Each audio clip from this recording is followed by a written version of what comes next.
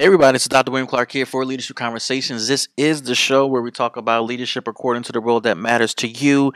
I want to talk about something that can be controversial for some leaders, and that is the importance of being humble and transparent.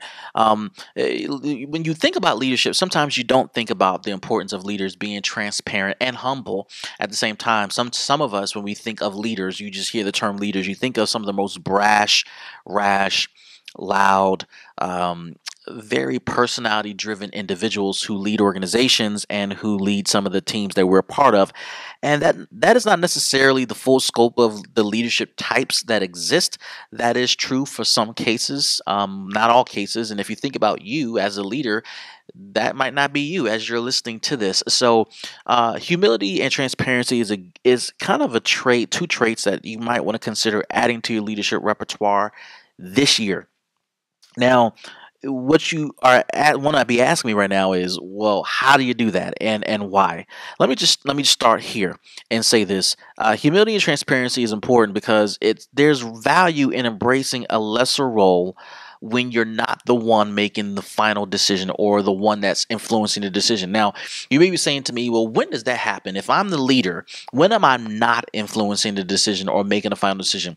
There are a lot of instances where, yes, you are the person who has to sign off on stuff. But if you are a smart leader, you have a bunch of smart people around you who are smarter than you in very specific areas. And when they talk, you listen. And when you're listening, you're showing signs of humility. What you're saying is, I respect what you have to say. I respect your knowledge and your skill set. I respect what you have to offer. And I think enough of you to just simply listen. And that listening shows significant humility. And it means that you've taken a step back as the quote leader in that situation and allowed someone else's leadership to take precedence so that they can share, so that they can communicate with the team what's going on. And it's important for you to do that at times because it shows that you respect the people on your team and that you know how to listen. And ultimately, this person may share things with you that you might not agree with. You may not ultimately go in that direction, but at least you listened and you've given it some serious thought. And there are times where you do go with that person's recommendation because it makes sense. They're an expert, they know what they're talking about, and you can augment or add to or layer to their decision by adding other critical decisions that you have to make as a leader. But when you're being humble, don't forget to be you at all times, right? While you're going to defer to folks at times, you're still the leader. You're still you. Your personality still matters. Your mind still matters. How you feel still matters. You don't want to give up on that stuff. So it's not putting you aside because someone else is talking or sharing. But what it is, when you're being humble, what you are saying is, I think enough of me and you in our relationship to allow you to step forward as the leader in this moment. And I'm secure enough in my humility to know that I'm still the leader at the end of the day and I'm still important just as everybody else is on my team. Here's a second thing you want to consider when you're trying to be humble and transparent as a leader.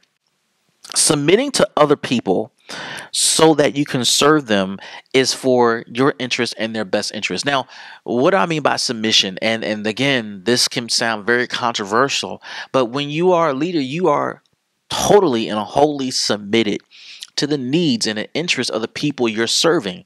What that simply means is, as a leader, you are the servant of everyone. You serve everyone within the organization from top to bottom. Now, it can seem as though, or for some people, they create an environment where they make everybody serve them as the leader. No. As the leader, you serve everyone else. And I've shared this in a couple of podcasts ago, but one of the most well-known perspectives about leadership is leadership defined by Jesus. And Jesus said that as a leader, you are the chief servant. You serve the masses. As the senior executive, your decisions impacts the masses, your thought process impacts the masses, the process that you go through to make decisions impacts the masses. Whatever you do impacts the masses in a way that will far exceed what people do that impacts you. And ultimately, you are a servant, and allowing yourself to submit to the needs of people so that you can get the most out of the relationship, so you can maximize their skill sets and potential, is par for the course. It is something that you have to think about on a regular basis. How can I serve you? Yes, I am Dr. So-and-so. Yes, I am CEO so and so. Yes, I'm the executive of so and so department, but how can I help you? And that's what humility looks like as a leader. At least this leads me to the third point when you're talking about humility and transparency for leaders. Focus on the goals of others and align your goals with theirs to win. Not only for you, but for them too. You got to focus on their goals, align yours with theirs for a win win. Leadership cannot be about a zero sum game. It's me and my way. And if you don't do it my way, you're out of here. You could do that. And there are enough examples out there that are clearly there to create that illusion that you could do that.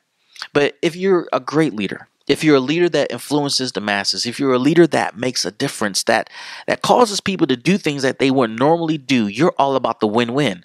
And the way you get the win-win is to figure out what goals people have.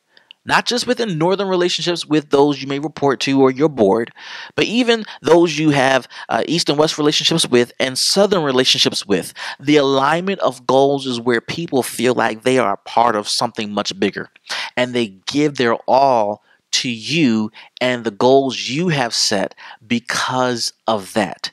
And when there's alignment between the interests of other people and you, there's a win-win in every situation. So I hope you find this helpful. I hope that you are exploring humility in 2019 as a leader. It's important because it will make a difference in your leadership and it will make a difference in how people view your leadership and respond to your leadership. So go ahead and follow us on Facebook, Instagram TV, Twitter, and YouTube. Share our information. Share this podcast with other people and subscribe to this podcast utilizing your favorite podcasting platform. This is Dr. William Clark for Leadership Conversations, and we'll see you in the next.